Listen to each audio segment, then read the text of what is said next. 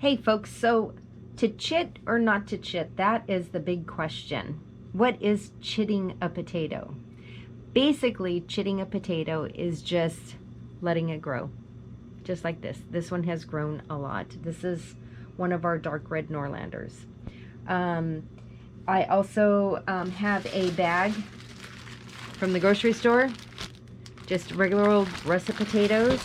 And if I pull one out for you, it is also chitting too.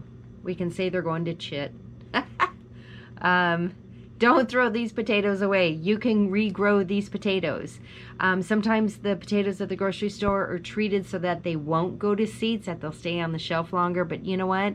It's to our advantage as consumers to get the most out of our potatoes and our food that we can. So this is a perfect example of a potato going to seed.